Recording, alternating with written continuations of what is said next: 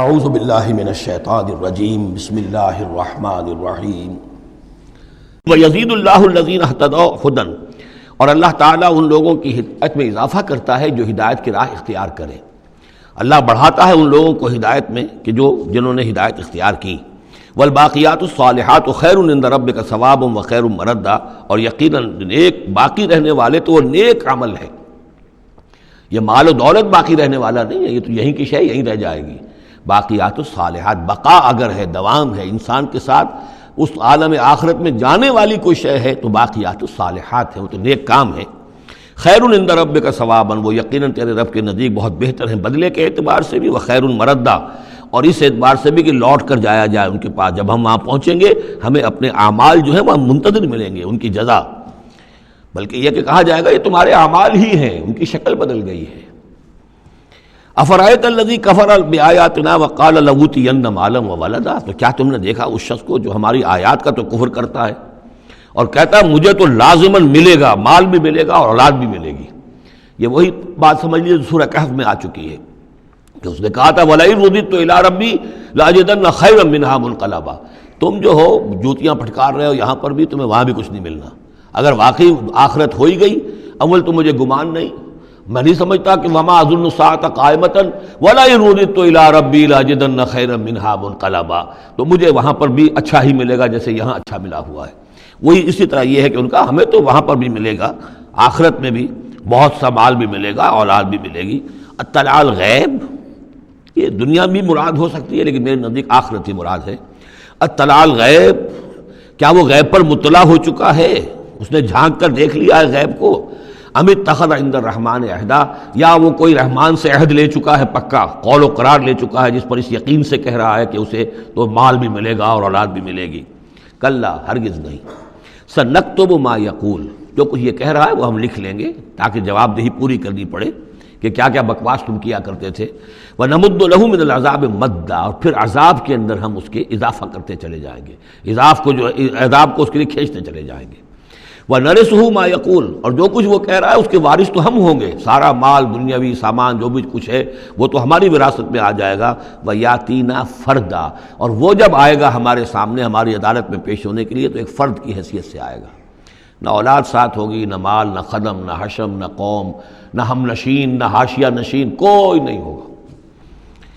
وَاتَّخَذُوا مِن دُونِ اللَّهِ آلِهَةً، انہوں نے اللہ کے سوا کچھ اختیار کر لیے ہیں اپنے معبود، لِيَكُونُوا لَهُمْ عِزًّا، تاکہ وہ ان کے مددگار بنے، ان کے لیے سہارا بنے، پشت پناہ بنے، اللہ کے ہاں انہیں کچھ چھڑا سکے عذاب سے۔ کلا، ہرگز نہیں۔ سَيَكْفُرُونَ بِعِبَادَتِهِمْ، وہ تو ان کی عبادت کا انکار کریں گے، جیسا کہ پہلے بھی آ چکا ہے، وہ فرشتے ہوں، اولیاء اللہ ہوں، انبیاء ہوں، حضرت عیسیٰ ہوں، شیخ عبد القادر جیلانی ہوں، کوئی بھی ہو، ان کا تو مانگو تو کفر کرے گا، تم کیا کہہ رہے ہو، ہمیں تو معلوم بھی نہیں تھا کہ تم ہم سے دعائیں کرتے رہے اور ہمیں سمجھتے رہے کہ ہم تمہیں چھڑا لیں گے۔ سَيَكْفُرُونَ بِعِبَادَتِهِمْ، وہ انکار کریں گے ان کی عبادت کا۔ وَيَكُونُونَ عَلَيْهِمْ ضِدًّا، اور وہاں ان کے مخالف ہوں گے، انہیں وہاں پر پروسیکیوٹ کروائیں گے۔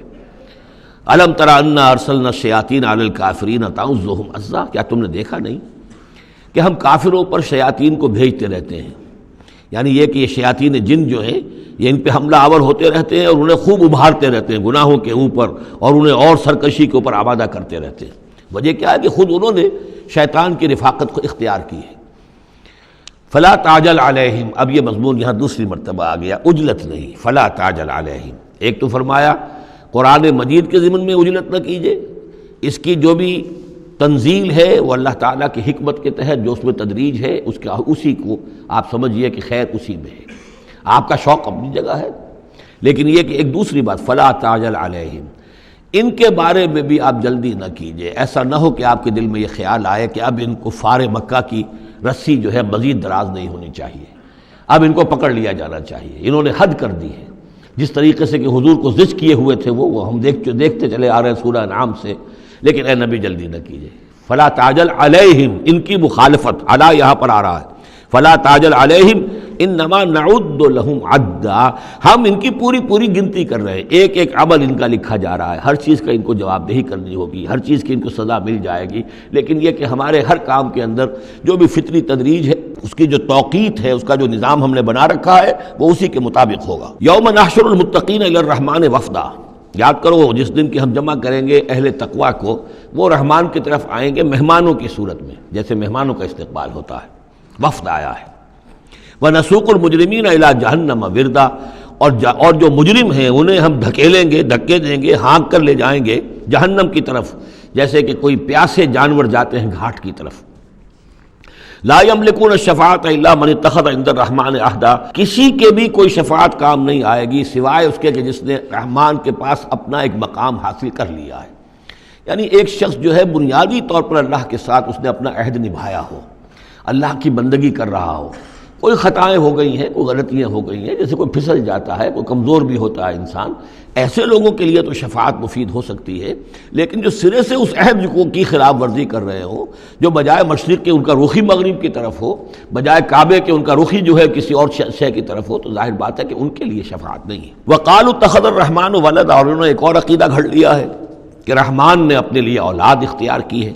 لقد جئتم شیئا ادا، دیکھو تم نے یہ بہت بڑی بھاری بات کہی ہے، یہ بہت بڑی گستاخی ہے اللہ کی جناب میں۔ اور کتنی بھاری گستاخی ہے ذرا نوٹ کیجئے الفاظ، تکاد السماوات یتفطرن منہ، قریب ہے کہ آسمان پھٹ پڑے تمہاری اس گستاخی پر، وتنشق الارض، اور قریب ہے کہ زمین شق ہو جائے، وتخر الجبال ہدا، اور یہ پہاڑ جو ہے دھماکے کے ساتھ گر پڑے، ان دعوا للرحمن ولدا، کہ انہوں نے رحمان کے لیے بیٹا قرار دیا، بیٹی قرار دی۔ مشرکین عرب نے فرشتوں کو خدا کی بیٹیاں بنا دیا، عیسائیوں نے حضرت مسیح کو خدا کا بیٹا بنا دیا، اور یہودیوں نے عزیر کو خدا کا بیٹا بنا دیا۔ ان دعوا للرحمن ولدا وما ينبغي للرحمن ان يتخذ ولدا، رحمان کے تو یہ شایان شان ہی نہیں ہے کہ وہ کسی کو اولاد بنائے۔ یہ اس کی وضاحت میں کر چکا ہوں کہ اولاد کی ضرورت اس کو ہوتی ہے جو خود فانی ہو۔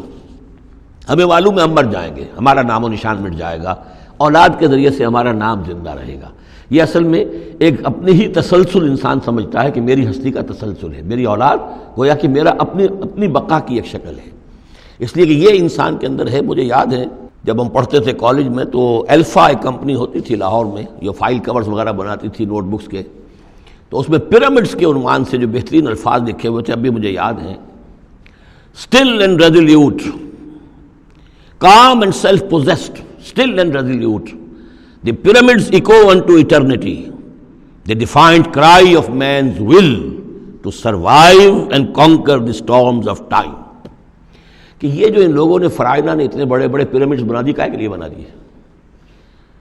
تاکہ ہمارا نام رہے، ہم تو نہیں ہوں گے، نام رہے گا۔ تو گویا کہ انسان کے اندر ایک خواہش ہے بقا کی، وہ اپنا دوام چاہتا ہے۔ یہ اسے پتا ہے کہ میری ذاتی طور پر تو میرا دوام ہے، تو میں کوئی عمارت بنا دوں، میرا نام جو ہے اس کے حوالے سے دنیا کے اندر رہے۔ اور یہی معاملہ اولاد کا ہے کہ اولاد سے انسان کو سب سے زیادہ جو اس کو خواہش ہوتی ہے وہ اپنا بقا، اپنا تسلسل، وہ سمجھتا ہے کہ میری اپنی کنٹینیوٹی ہے کہ جو میری اولاد کے ذریعے سے۔ ظاہر بات ہے کہ اللہ ہمیشہ خود باقی رہنے والا ہے، تو اس کے شایان شان ہی نہیں ہے کہ وہ کسی کو اپنی اولاد بنائے، اسے کوئی ضرورت ہی نہیں ہے۔ تو تمہارے لیے ہے معاملہ کہ تم فانی ہو، لہذا تمہیں ضرورت ہے کہ کوئی تمہارا نام لیوا باقی رہے۔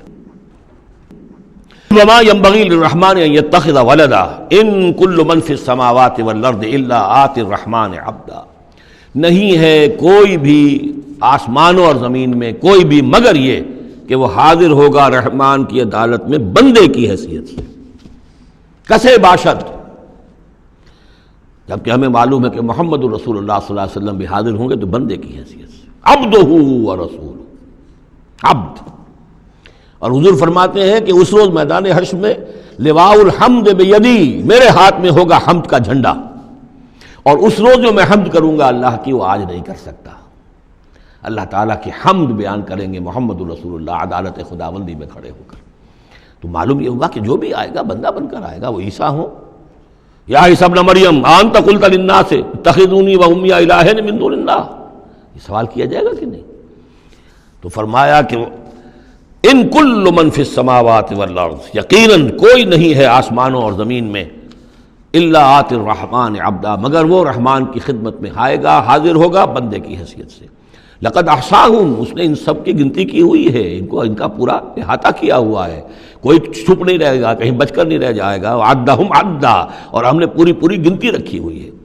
وَكُلُّهُمْ آتی ہے یوم القیامت فردا، اور قیامت کے دن یہ سب کے سب آئیں گے تو ایک فرد کی حیثیت سے، انڈیویجول کیپیسٹی میں محاسبہ ہوگا۔ نہ ماں باپ ساتھ ہوں گے کوئی شفاعت کرنے کے لیے، کوئی گڑ گڑانے کے لیے، نہ اولاد ہوگی، نہ شوہر کے ساتھ جوری ہوگی، نہ جورو کے ساتھ شوہر ہوگا، کچھ نہیں۔ ہر ایک شخص نفسی نفسی، اپنی جان۔ وَكُلُّهُمْ آتی ہے یوم القیامت فردا، میری جو کتاب ہے سابقہ اور موجودہ مسلمان امتوں کا ماضی، حال اور مستقبل، اس میں ایک چیپٹر ہے قرآن کا قانون عذاب، کہ عذاب جو قوموں کے اوپر آتا ہے وہ دنیا میں آتا ہے، آخرت کا عذاب جو ہے وہ افراد کے لیے، محاسبہ اجتماعی جو ہوتا ہے وہ اللہ کا دنیا میں ہوتا ہے، لیکن آخرت کا حساب وہ جو ہے محاسبہ انفرادی ہے۔ ان الذین آمنوا وعملوا الصالحات سیجعل لهم الرحمن ودا، یقیناً جو لوگ ایمان لائے اور جنہوں نے نیک عمل کیا، ان قریب رحمان ان کے لیے محبت پیدا کر دے گا، یعنی لوگوں کے دلوں میں محبت ڈال دے گا۔ یہی ابو بکر ہوں گے جن کا نام کس تعظیم سے لوگ لیا کریں گے، کس محبت سے لیا کریں گے۔ یہی بلال ہوں گے جن کی جو تعظیم ہوگی، جن کی کتنی محبت کی جائے گی۔ ابھی ذرا وقت ہے، کٹھن ہے۔ سیجعل لهم الرحمن ودا، حدیث میں بھی آتا ہے کہ اللہ تعالیٰ جو ہے اپنے کسی بندے سے محبت کرتا ہے تو پہلے فرشتوں کو، جبرائیل سے کہا جاتا ہے کہ میں اپنے اس بندے سے محبت کرتا ہوں، اعلان کر دو۔ وہ فرشتوں میں اعلان کرتے ہیں، ان کے دل میں اس کی محبت ڈال دی جاتی ہے، پھر وہ عام دنیا میں اور لوگوں کے اندر اس کی ایک محبت ڈال دی جاتی ہے۔ فَإِنَّمَا يَسَّرْنَاهُ بِلِسَانِكَ، یہ آیت بڑی اہم ہے۔ تو ہم نے اس قرآن کو یسرنا ہو، اس کو قرآن کو آسان کر دیا ہے، بلسان کا، آپ کی زبان پر یا آپ کی زبان کے ساتھ، یعنی عربی زبان میں۔ یہ بہت آسان ہے، بہت ہی ستھری زبان ہے، سادہ زبان ہے، جس کو ہم کہتے ہیں کہ سہل ممتنع، اس کے اندر ثقالت نہیں ہے، بوجھل پن کا نہیں ہے، بہت بھاری بھرکم الفاظ کہیں کہیں شاذ آئے ہیں، ورنہ عام طور پر قرآن مجید جو بڑی سلیس زبان میں ہے۔ انما یسرناہ لسانک بلسانک لتبشر بہ المتقین، تاکہ آپ بشارت دیں اس کے ذریعے سے متقیوں کو، وتنذر بہ قوما لدا، اور اس کے ذریعے سے انذار فرمائے۔ یعنی آپ کی دعوت کا مرکز و محور اور آپ کا آلہ جو ہے، آلہ دعوت، آلہ انقلاب، وہ قرآن مجید ہے۔ انذار کیجئے قرآن کے ذریعے، تبشیر کیجئے قرآن کے ذریعے، تذکیر کیجئے قرآن کے ذریعے۔ فذکر بالقرآن من یخاف وعید، تذکیر ہو، واعظ ہو قرآن کے ذریعے۔ یا ایھا الناس قد جاءتکم موعظۃ من ربکم، اس سے بڑا واعظ اور کوئی نہیں۔ تزکیہ نفس ہو قرآن کے ذریعے سے، شفاء لما فی الصدور یہ ہے، سورہ یونس میں بھی آ چکا، سورہ بنی اسرائیل میں بھی آ چکا۔ وَنُنَزِّلُ مِنَ الْقُرْآنِ مَا هُوَ شِفَاءٌ وَرَحْمَةٌ لِّلْمُؤْمِنِينَ، تو قرآن مجید ہی در حقیقت دعوت اور تربیت کا اور تعلیم کا گویا کہ اس کا محور ہے، مرکز و محور۔ فَإِنَّمَا يَسَّرْنَاهُ بِلِسَانِكَ لِتُبَشِّرَ بِهِ الْمُتَّقِينَ وَتُنذِرَ بِهِ قَوْمًا لُدًّا وَكَمْ أَهْلَكْنَا قَبْلَهُم مِّن قَرْنٍ، اور ان سے پہلے ہم نے کتنی ہی قوموں کو ہلاک کیا۔ هَلْ تُحِسُّ مِنْهُم مِّنْ أَحَدٍ، ان میں سے کسی کی کوئی آہٹ تمہیں نظر آتی ہے؟ کہیں کوئی باقی ہے نام و نشان؟ کہیں عاد کا کوئی نام و نشان باقی ہے؟ اور تسمع لهم رکزا، یا کہیں ان کی کوئی بھنک تمہارے کان میں آتی ہے؟ معلومات نسیم منسیہ، ختم ہو گئے۔ تو اسی طریقے سے یہ آج اکڑ رہے ہیں، ان کا حال بھی یہی ہو جائے گا۔ صدق اللہ العظیم۔